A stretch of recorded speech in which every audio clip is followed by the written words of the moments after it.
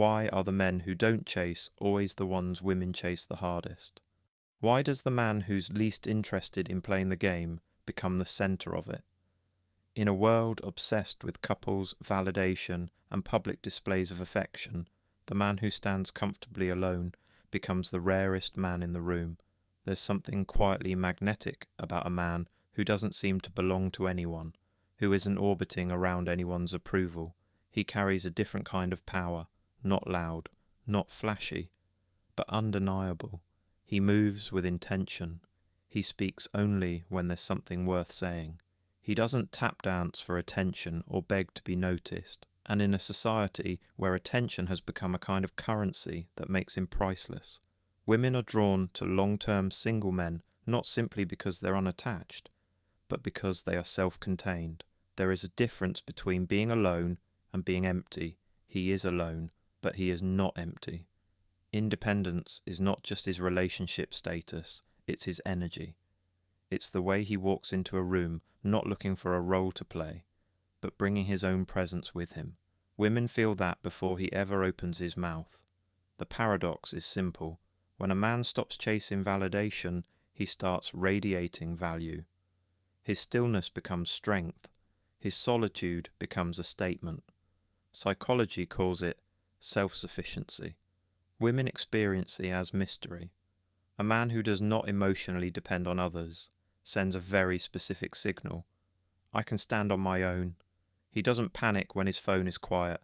He doesn't crumble if someone pulls away. He doesn't need constant reassurance to feel like a man.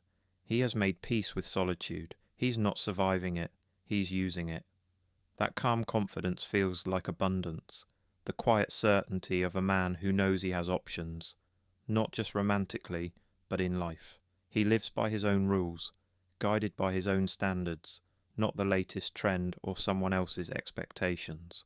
And that discipline, that inner structure, becomes a kind of invisible gravity. People feel it. They orbit it. He's not the guy spamming messages, refreshing chats, or trying to force a connection. He's focused on his work, his health, his mission, his craft. He builds, he refines, he grows. And precisely because he's not running after anyone, he becomes the one others start walking toward.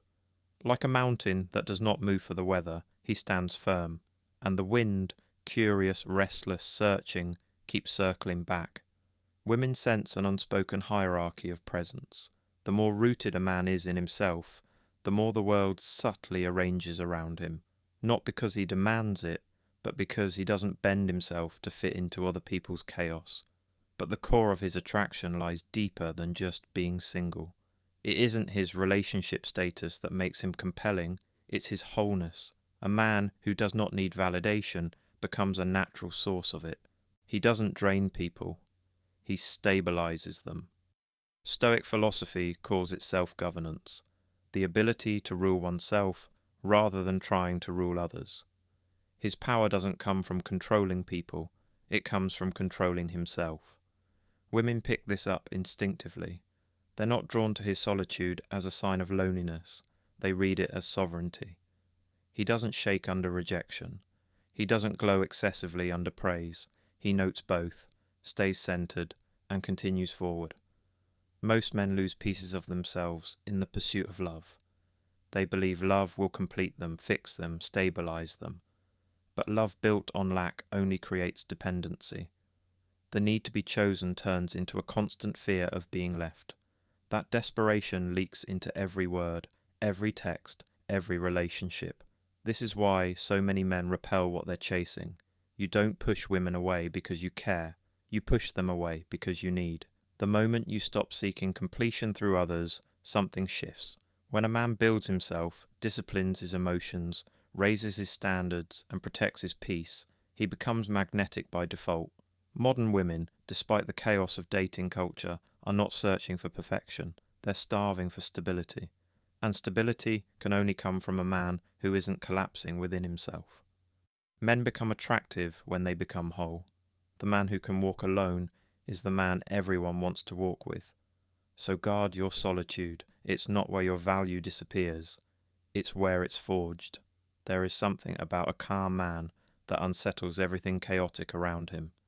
He doesn't rush to prove his point. He doesn't argue for approval. He doesn't raise his voice just to be heard. That quiet composure, his ability to hold space without filling it with noise, gives him weight. In a world full of men who panic in silence, he is at ease in it.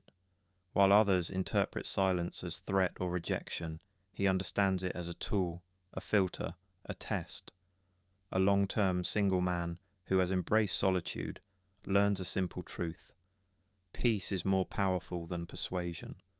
While other men scramble to please, over-explain, chase and push, he remains steady in his own rhythm. He has practiced emotional neutrality, not numbness but balance. He doesn't overreact, but he doesn't undercare. He doesn't dramatize, he observes. In that observation lies influence.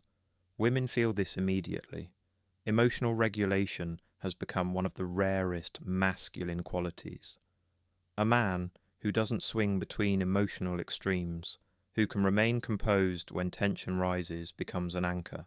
He doesn't just come across as strong, he feels safe. He becomes the stable constant in a world of variables. His presence feels like shelter after a storm.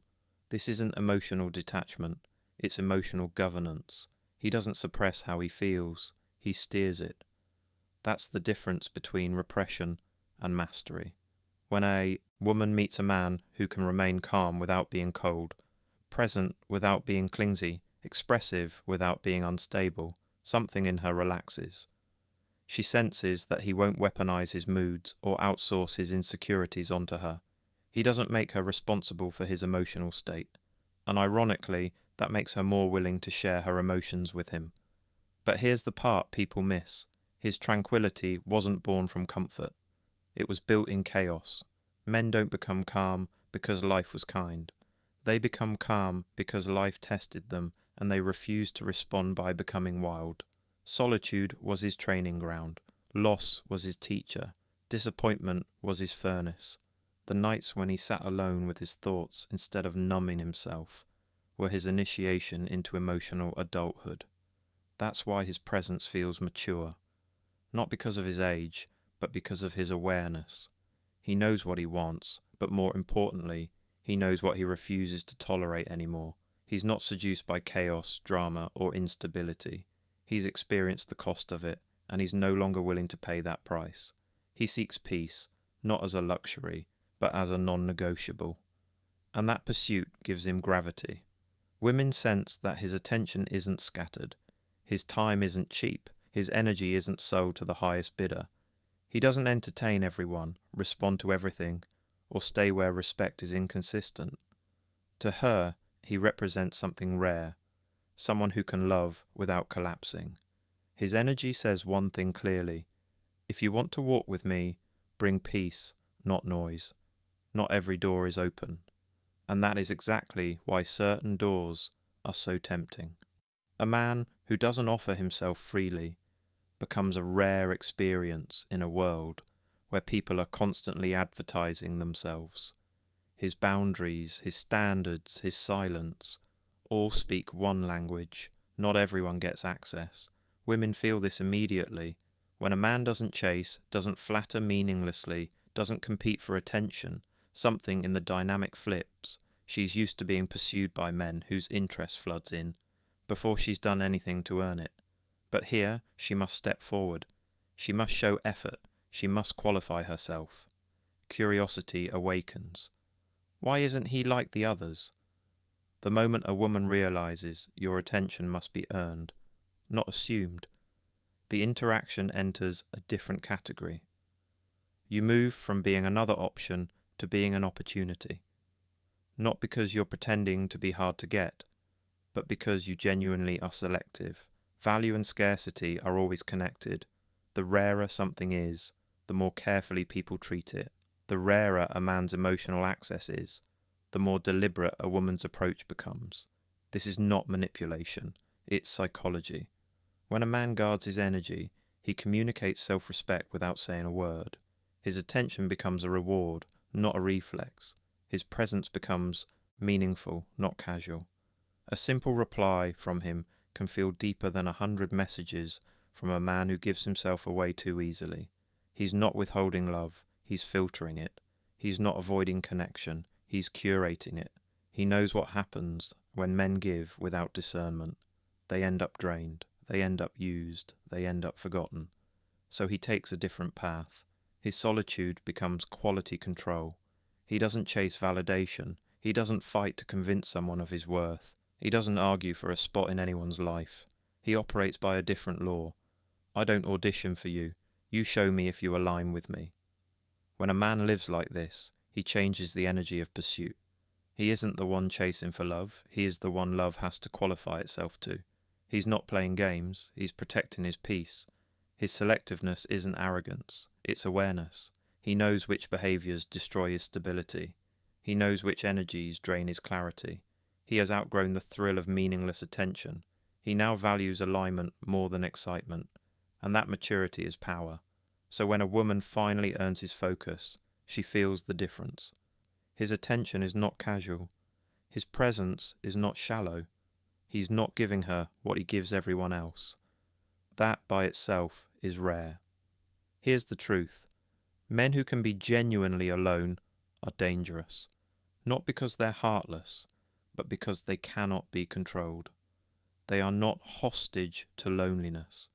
They are not addicted to approval. They cannot be manipulated with silence, moods, or withdrawal. Their independence makes them unshakable, and that unshakability is precisely what makes them so compelling.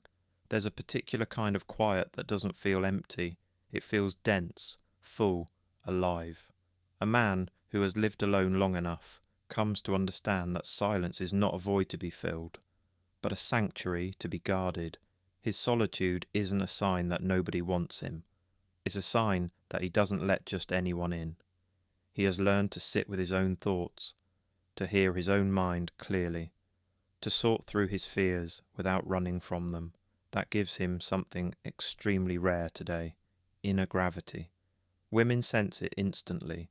They may not be able to name it, but they feel that something about him is heavier, more present, more grounded. There is weight behind his eyes, not trauma, but depth, not exhaustion, but awareness. While most people use constant company to drown their inner noise, he went the other way. He built a home in his own mind. He does not spill every feeling onto the table for approval. He doesn't broadcast his pain for sympathy. He doesn't overshare just to feel seen. He speaks when it matters. He shares when it's earned. And because of that, his silence becomes a language. Mystery naturally forms where oversharing stops. The less he reveals, the more others want to know. But his mystery is not a performance. He's not playing distant to manipulate anyone. He is simply no longer interested in explaining himself to people who don't have the patience to understand him. A man who knows his own worth doesn't require external confirmation. He doesn't need to be understood by everyone. He prefers being deeply understood by a few. That is why his presence feels so different. He's not acting. He is rooted. He is not a puzzle to be solved in one night. He's more like a book, slow to open, layered, with chapters that make more sense the longer you read. Each chapter was written through solitude, mistakes, correction, growth, and reflection. He doesn't chase instant recognition because he knows that what is real takes time to be truly seen. His stillness isn't about withdrawal, it's about control. He chooses when to speak and when to observe. He doesn't let people define him because he already did that work himself. And that's where much of his power lives, in the unsaid, the unseen. The things felt only by those who pay attention. The modern world rewards exposure, oversharing, constant broadcasting, but he lives by another rule. The less they know, the harder it is to move me. He isn't hiding, he's simply not performing. And that separation between the man of noise and the man of presence is where the entire difference lies. In a time where chaos is normal and emotional volatility is expected, a stable man stands out like calm water during a storm.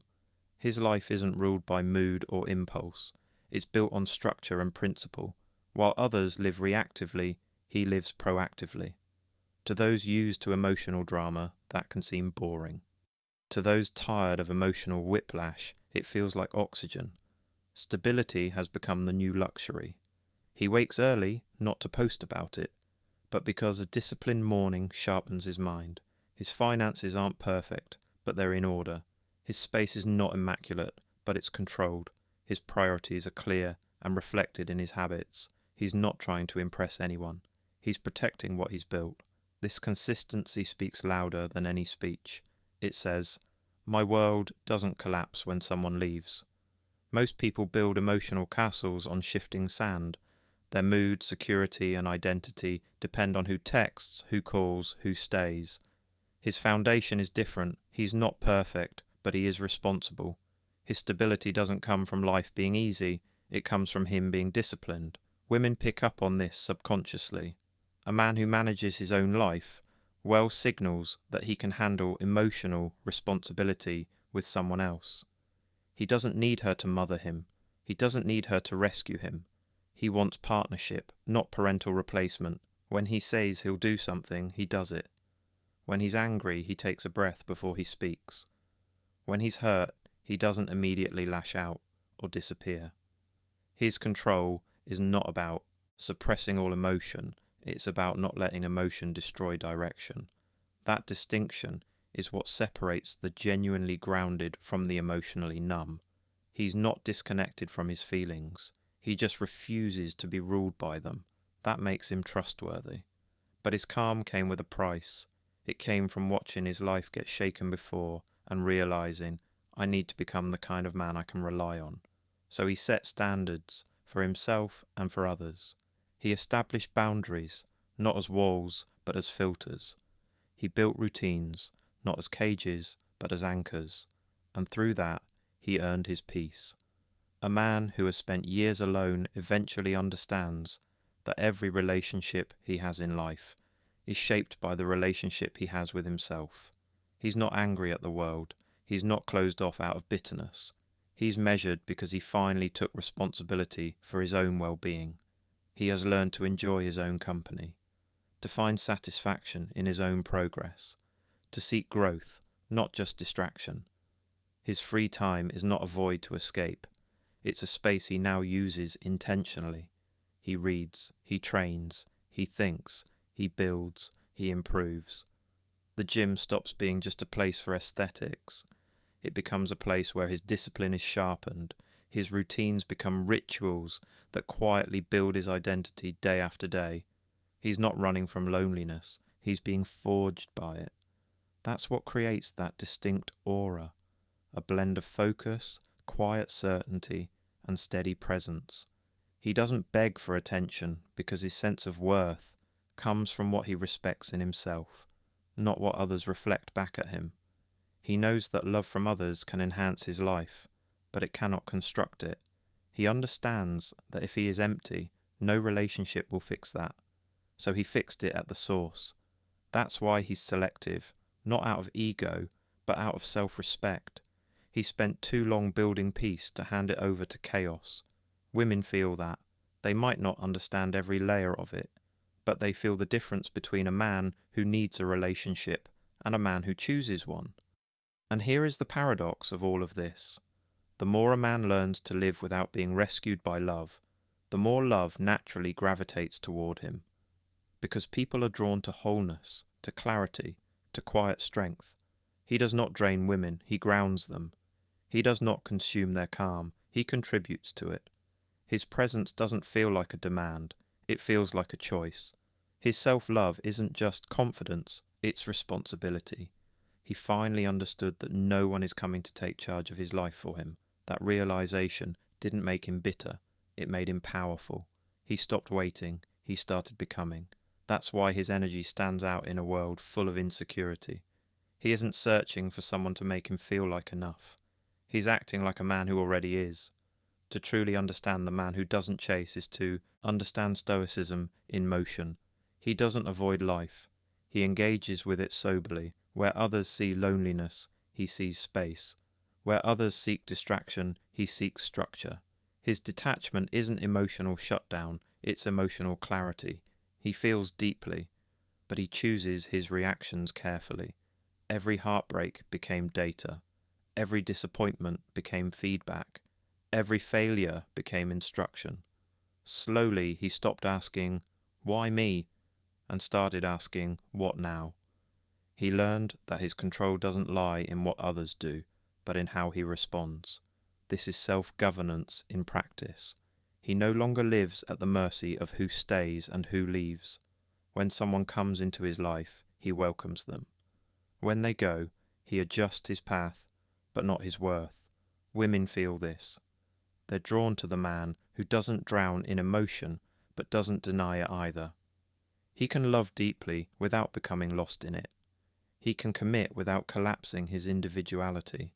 His restraint isn't fear, it's wisdom. The Stoic man loves with clear eyes. He doesn't promise forever just to secure the present. He doesn't sell illusions. He values what's real now, and if it continues by mutual choice, not dependency. That is why his love feels rare. It comes from a place of choice, not desperation. When others ask why women chase the man who doesn't chase, they fixate on techniques, strategies, and tricks. They miss the entire point. It's not about ignoring her. It's not about playing hard to get. It's not about pretending not to care. It's about becoming a man who is genuinely okay without being chosen. Because that man, by nature, becomes the one people most want to choose. He is not loved because he withholds. He is loved because he is whole. When all the noise quiets and the surface level games end, the long-term, single, self-possessed man remains, silent, steady, grounded, not avoiding love, but refusing to worship it, not running from connection, but refusing to be defined by it. He has become the rarest type of man in the modern world, a man who fully belongs to himself. And that, in the end, is why women chase the man who doesn't chase, not because he rejects them, not because he manipulates them, but because he is the living proof of a simple, timeless truth. Men become truly attractive when they become whole. The man who can walk alone is the man everyone wants to walk with. So guard your solitude.